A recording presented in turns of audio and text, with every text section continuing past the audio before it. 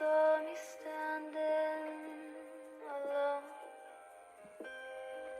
without a dream in my heart, Good evening. without a love of my own. A good evening, is it?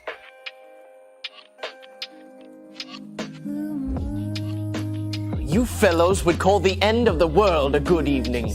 If the bloody sunset were covered with literal human blood, spilt and shining, you would still be standing there as solid as ever, looking out for some poor, harmless tramp whom you could move on. You policemen are cruel to the poor, but I could forgive you even your cruelty if it weren't for your calm. If we are calm, it is the calm of organized resistance. What? The soldier must be calm in the thick of the battle. The composure of an army is the anger of a nation. Why did you join the police? For much the same reason that you abuse the police. You have evidently not heard of the latest development in our police system. I'm not surprised at it. We have been keeping it rather dark from the educated class because the educated class contains most of our enemies. I think you almost might join us. Join you in what? I will tell you. We believe that a purely intellectual conspiracy would soon threaten the very existence of civilization. We have formed a special corps of policemen who are also philosophers. It is our business to watch the beginnings of this conspiracy. And what do you do then?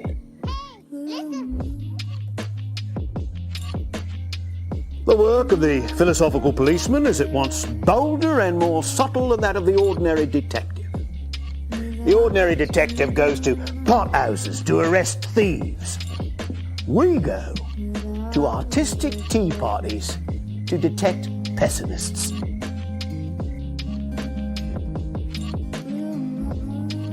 You were right when you said just now that our ordinary treatment of the poor criminal was a pretty brutal business.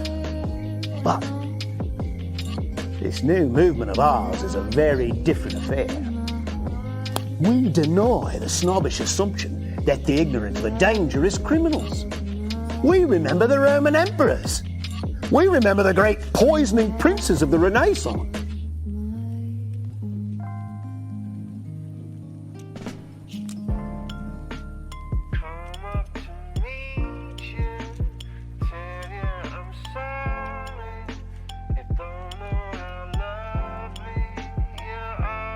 We say that the most dangerous criminal now is the entirely lawless modern philosopher.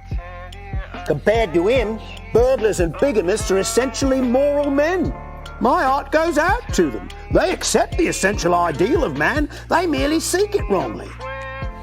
Thieves respect property. They merely wish the property to become their property, that they may more perfectly respect it.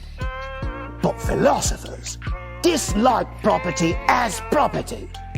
They wish to destroy the very idea of personal possession. Bigamists respect marriage, or they would not go through the highly ceremonial formality of bigamy. But philosophers despise marriage as marriage. Murderers respect human life. They merely wish to attain a greater fullness of human life in themselves by the sacrifice of what seems to them to be lesser lives. But philosophers hate life itself. How true that is. I have felt it from my boyhood, but could never say it.